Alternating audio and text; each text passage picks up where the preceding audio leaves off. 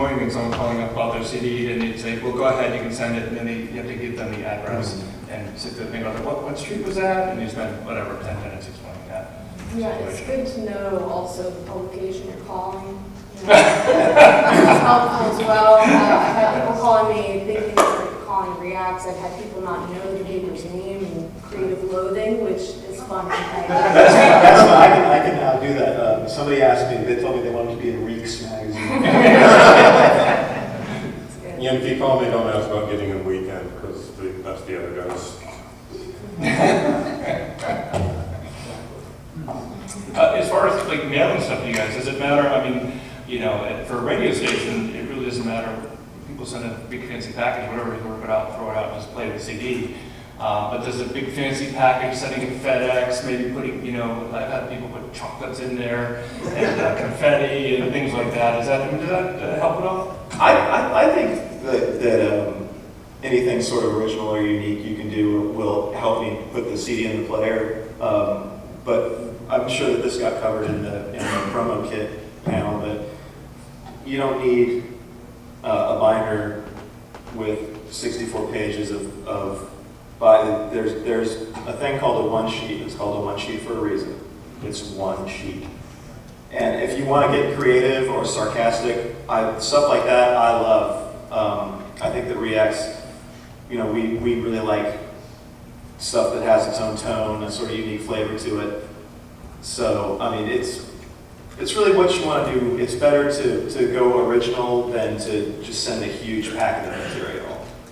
But definitely the one sheet is what's going to probably decide whether or not it goes to the top of the pile or the middle of the pile. But we do open every single package that comes to the PO box, every one. Confetti and glitter are not a good idea. Because I think like Chocolate, though, is. well, it depends on how you send it, because if you send it through the regular mail, it's going to be melted. You never licked melted chocolate off the foil? I'm not saying I have. Is there anything, address this once again, all these questions to the whole panel, but is there anything on the one sheet that catches your attention more than other things? I like a well-written bio, but I mean, I'm sure that we all do, you know. Proper spelling, Yeah. complete sentences are really, You know, nice. if a lot is one word in your bio, I'm probably not going to listen to your CD for a month. First and last names of everyone in your band and what instruments they play help, you know, us to familiarize, and you might get a little bit more written about your band because it'll require less labor calling back to find out who's in the band, and, you know, so just having the pertinent details like that in there is kind of. So basically make it easier for you to write a story. Yes. Think Yes. anything that you might put in a story, and if it's all there, they don't have to track you down. A, make it easier, B, make it interesting. And C, please have a decent high-res image somewhere. Oh, geez. So many great local bands don't get covered because it takes 2 weeks to find a usable picture. Or we have to send a photographer out to one show to take a picture to run to advance the next show. It's really, I know you make your music, it doesn't matter what you look like, I understand that, but we have to put out a product that has cool art in it, and that's the bottom line. I'll put in a little plug for tomorrow. We have a session on photography, I think at 1 o'clock. So if anyone wants to find out more about how to make a good band photo, I think we're going to cover that tomorrow. No train tracks? no brick walls. Maximum 4 facial piercings entirely.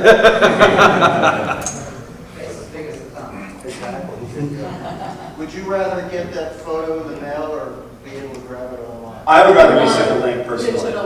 Digital's best. Digital always. I've seen a lot of one sheets will have one little photo on them, maybe a 2x2. Just, you have an idea maybe what the band looks like. Or what the that goes toward having an attractive eye grab in one sheet, but you're not going to use that for actual art. But I think the days of actually sending an 8.5 by 10 are kind of over.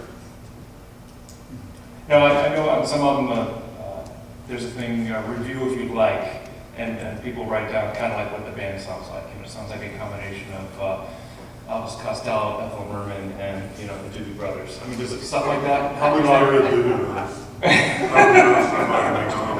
Makes a difference. And that's something that I think at the radio station helps DJs, especially a community radio station, where there's every week about 200 CDs and you're going through them, and there's a little sticker on the front, and it gives you very brief bio, I mean, really one sentence, and maybe it sounds like this or that or whatever. So you can decide, you know, I can't listen to 100 CDs, I'm going to go listen to 25. Maybe help you pick out some CDs to listen to. Does that make a difference with you guys? Yeah, I think the recommended tracks, that's a really good idea because, you know, a lot of times I don't have time to sit there and listen to a 40 or 50-minute CD. But if you can say, you know, check out track 1, 3, and 5, you know, I can check out track 1, 3, and 5, or 1, or 3, or 5. Yeah, I don't know. I'm sorry. And get an idea. I don't know if the recommended if you like helps everybody, but it certainly can hurt. Okay.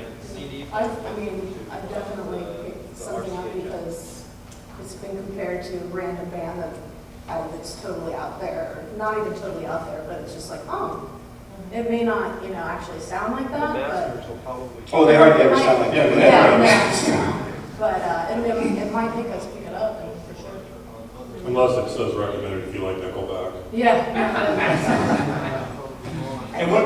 Oh, sorry, go I was ahead. going to say, I think a clean and clutter-free website or social networking site helps. Like, one thing that drives me crazy is when I go to someone's MySpace page and there's like, you know, boobs popping and like song playing here, and it's just, you know, computer freezes out. Just, you know, have a professional presentation and make it very, you know, maybe have somebody who knows web design give you some pointers on where to put, you know, all your updates and your news and your information. That's a really good point. And again, I know that there was an alternative marketing panel that talks about what spaces to use, but if there's a show coming up and we want to look for a band to feature in a box feature or in the events section, and we go, oh, I haven't heard of this band, I'm gonna go to their MySpace and see what they sound like, and if it takes 20 fucking minutes for your MySpace page to load, we're gonna go, what's the next thing?